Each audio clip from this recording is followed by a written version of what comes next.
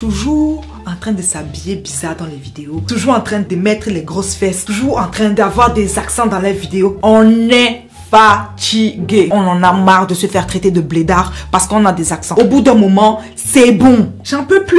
Je pense qu'elle veut peut-être attraper quelqu'un un jour, peut-être seulement le gifler en route comme ça là. On est fatigué. Oh. Je sais qu'en ce moment c'est le confinement, etc. Donc peut-être forcément il y a plus de contenu. Mais avouons un truc. Avouons, là les youtubeuses elles nous laissent plus respirer là en fait. Vidéo par-ci, vidéo par... On n'a même plus le temps de manger, il y a des vidéos de partout. Encore, on sait que vous n'avez rien d'autre à faire, mais doucement quand même. Les gens dévient, mais deux.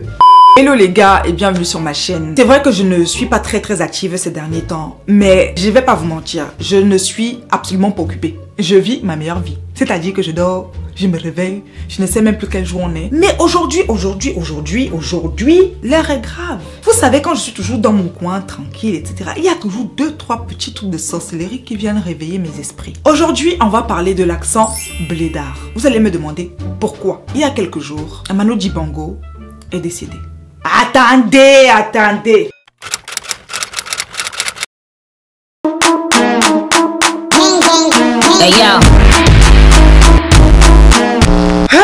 Il y a donc quelques jours, Manu Dibango est décédé et à l'occasion de cela, il y a eu énormément de soutien de la part d'artistes africains, d'artistes français.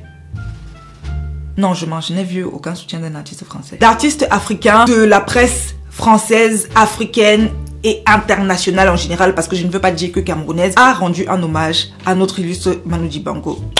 Rest in peace. Quand il est décédé, il y a eu énormément d'hommages. Mais il y a l'hommage de Yannick Noah qui a créé énormément de polémiques. Je vous laisse un petit extrait. Manu, tu es parti. Vraiment, repose en paix. Repose en paix. Toi qui nous as inspirés, toi qui nous as montré la voie, toi qui m'as quitté.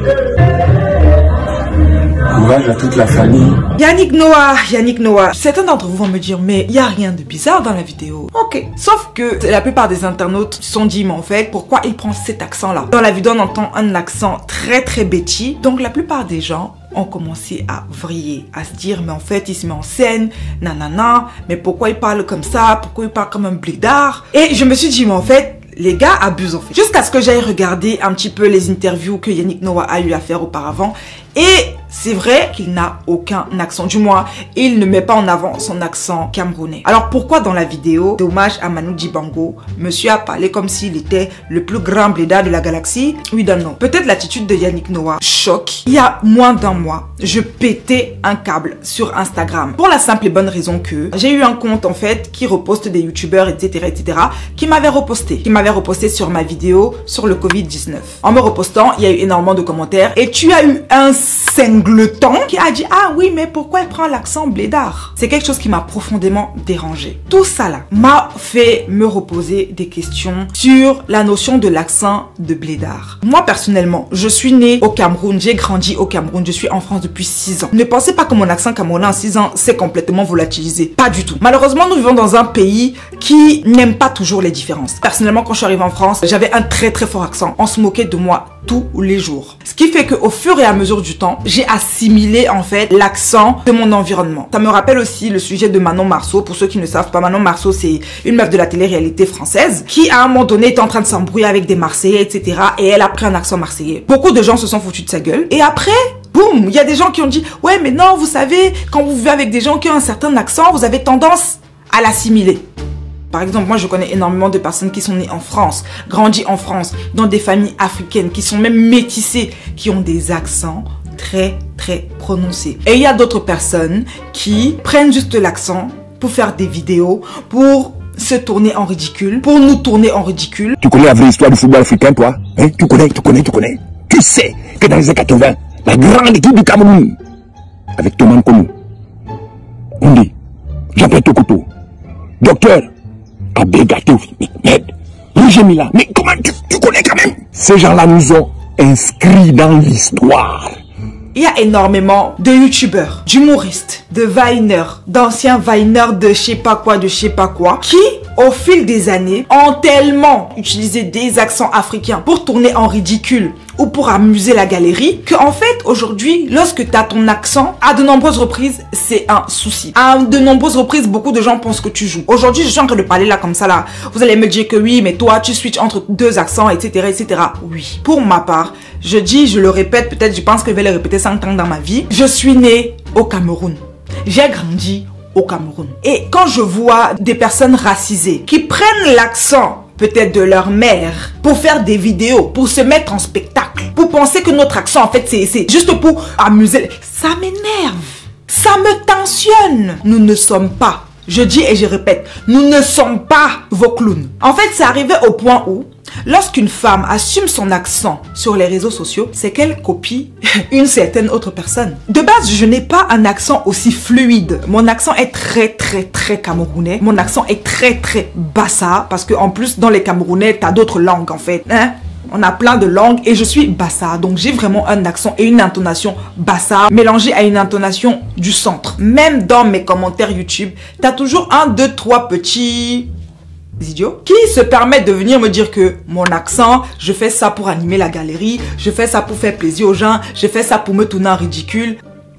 Quand on ne me dit pas que j'utilise mon accent pour me tourner en ridicule ou pour faire rire les gens, on me rappelle que je fais ça parce que je copie une youtubeuse. Je demande, elle vous a dit qu'elle était présidente des accents de YouTube? Pourquoi vous ressentez le besoin de dire à chaque fois aux femmes noires, ah si t'as un accent, c'est parce que tu copies l'autre? Aujourd'hui là, je suis fatiguée.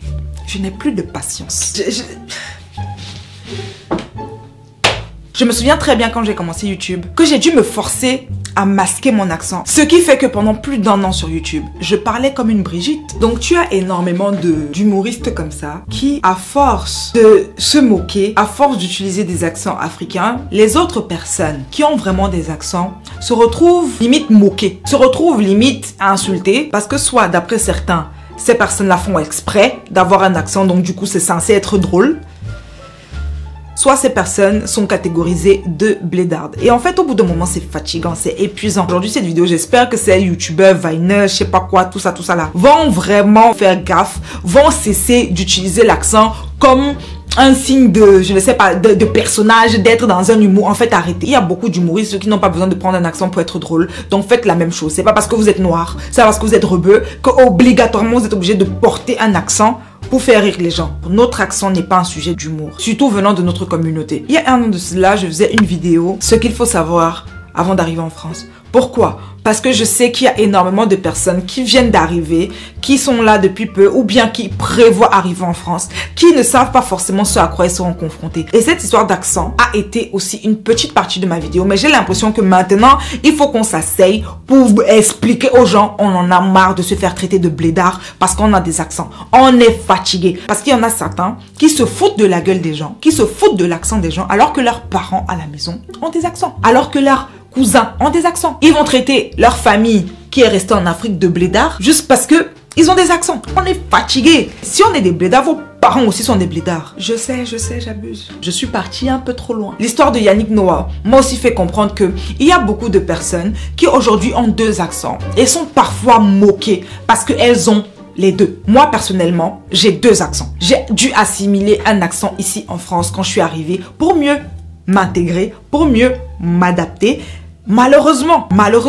Et ce qui fait que quand des fois je suis dans un milieu, je ne fais même pas exprès. C'est comme si dans ma tête, mon corps se mettait en condition pour perdre mon accent. Et dès lors que je suis chez moi, j'ai l'impression de sortir en fait de ce personnage-là et d'arborer mon accent camerounais avec énormément de fierté. J'espère que les jeunes noirs, les jeunes rebeux qui ont des accents aujourd'hui regarderont ma vidéo et seront fiers de leur accent. Et j'espère que toutes ces personnalités publiques, tous ces personnages publics qui utilisent à tort et à travers les accents pour faire rire, on va les call out, on va attraper leur col et on va leur dire de cesser. Parce que vous ne savez pas qu'à côté de vos histoires drôles, il y a des gens qui souffrent. À côté de votre accent de je ne sais pas quoi, il y a des gens qui souffrent. Il y a des gens qui se font insulter. C'est vrai qu'il y a des combats plus importants, hein. C'est vrai qu'il y a des combats plus graves, me direz-vous. Sauf que sur ma chaîne, je ne parle que des choses qui me tiennent à cœur. Et là, parce qu'on s'égare souvent dans les histoires du Cameroun, là, en fait, c'est une histoire très sérieuse. Le truc qui me choque, c'est que lorsque c'est un Américain ou quelqu'un qui vient d'un pays riche qui a un accent, c'est pas aussi grave. On va pas le traiter de blédard parce que de toute façon, est-ce qu'un Américain est blédard?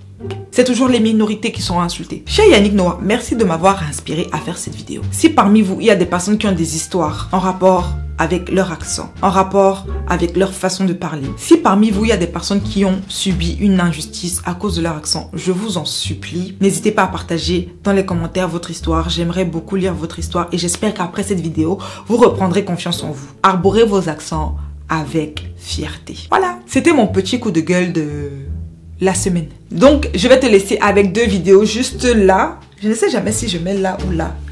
Je te laisse avec 2 vidéos juste là. J'espère que tu vas kiffer le contenu qui se trouve sur ma chaîne et on se revoit à la prochaine.